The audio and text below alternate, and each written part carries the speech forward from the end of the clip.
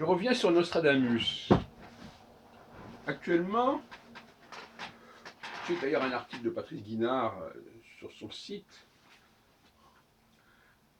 Je voudrais reparler des majuscules. Moi, j'avais travaillé, j'avais fait un ouvrage, un texte sur le site de Robert Benazra, Espace Nostradamus, sur la question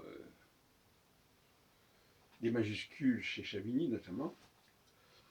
Et Robert Benazra, qui est d'ailleurs l'auteur de cet ouvrage, que j'ai publié chez Très Daniel.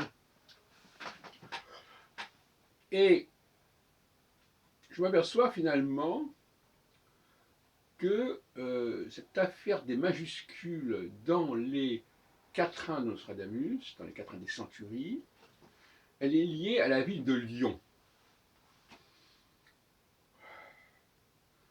Et d'ailleurs, la production lyonnaise concernant les centuries est très particulière, puisque quand je dis Lyon, c'est-à-dire des ouvrages qui sont indiqués comme publiés à Lyon, mais pas forcément en l'année qui est indiquée.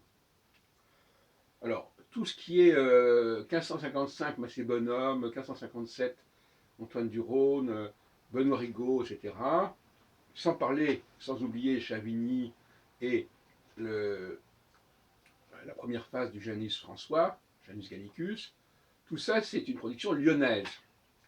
Et c'est pas par hasard. Cette production lyonnaise a été précédée d'une production parisienne. La plupart des éditions qui paraissent sous la Ligue, entre 1588 et 89, il y a tout un stock de publications nationales, ce sont des publications parisiennes. Les publications parisiennes ne comportent aucun mot en majuscule dans les quatrains, tandis que les publications lyonnaises comportent des mots en majuscules dans les quatrains. Ce qui veut dire que c'est une autre façon de penser Nostradamus. C'est une autre couche de lecture qui est inventée comme ça. Mais en réalité, Nostradamus, c'est toujours des couches comme ça. C'est-à-dire qu'il y a la prose, c'est-à-dire les pronostications en prose, qui deviennent des quatrains, et les quatrains qui deviennent des mots en majuscules qui apparaissent comme ça de temps à autre dans les quatrains et qui attirent l'œil. Il n'y en a pas beaucoup. Et d'ailleurs, on ne sait pas très bien à quoi servent ces mots en majuscules, mais en tout cas, c'est une caractéristique de la production lyonnaise. Cela dit, il y a d'autres informations d'ordre chronologique que l'on peut tirer de cette utilisation des majuscules.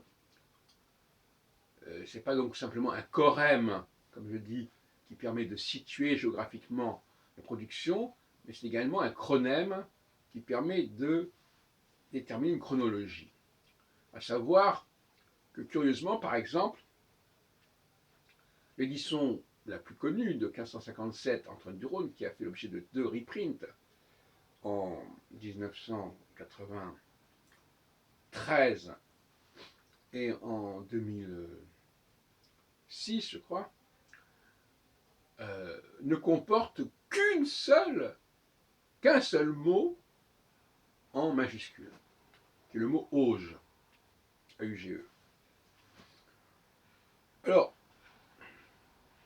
visiblement, il s'agit là de la fin d'un processus.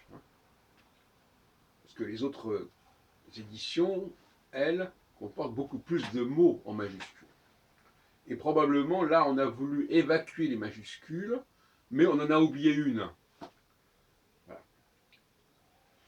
Donc, finalement, cette édition de 1557, Antoine du Rhône, qui est conservée à la bibliothèque de Budapest, est une édition beaucoup plus tardive que les autres.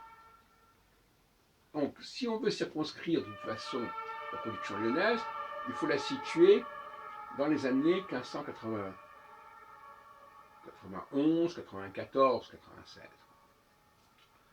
Et en fin de compte, Jean-Aimé de Chavigny semble être derrière tout ça. parce que lui-même, dans son commentaire, dans son grand commentaire des centuries, et pas seulement des centuries, mais aussi de l'ensemble de quatrains des almanachs, il use et abuse des majuscules. Puisqu'il introduit des majuscules dans les quatrains des almanachs, paru donc du vivant Nostradamus cette fois, qui n'y figurent pas au départ. Et dans la foulée, donc, effectivement, il y a ces différents. Et même, par exemple, si on ouvre simplement les chapitres, le premier et le deuxième quatrain de la première centurie, on trouve déjà deux mots en tout cas un mot, puisque le premier c'est le premier mot du premier quatrain, donc on peut se demander si ce n'est pas. Enfin, il y a déjà effectivement tout premier mot du premier quatrain est en majuscule. Et dans le deuxième quatrain, il y a également le mot branche, qui renvoie à Brancus, un dieu, etc., qui est en majuscule. Et puis il y en a d'autres. Donc, tout de suite, d'entrée de jeu, c'est clair, on va mettre des majuscules de temps en temps, et le lecteur sera invité à détecter les quatrains. Alors peut-être que c'est ça que ça veut dire. Peut-être que la majuscule désigne le quatrain, et pas tellement le mot qui est en majuscule. C'est peut-être possible.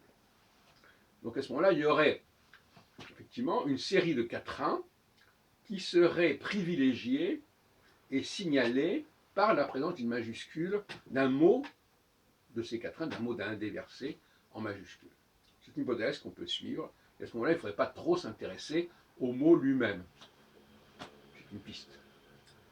Donc, nous avons, à partir des années 15, alors 1590, c'est encore l'édition d'Anvers chez François de Saint-Georges. Bon, là encore, on est toujours dans le système où on n'est toujours pas à Lyon, hein, toujours dans le système où il n'y a pas de majuscule dans les mots des quatrains, des versets. Et puis, 1594, on a donc le Janus Gallicus, et on peut penser que c'est dans ces années qui précèdent ou qui suivent 1594 que va se situer la production lyonnaise, caractérisée, comme je l'ai dit, par des majuscules. Voilà. Voilà ma contribution actuelle à la question, contribution que je n'avais pas faite jusqu'à présent dans mes différents écrits sur Nostradamus.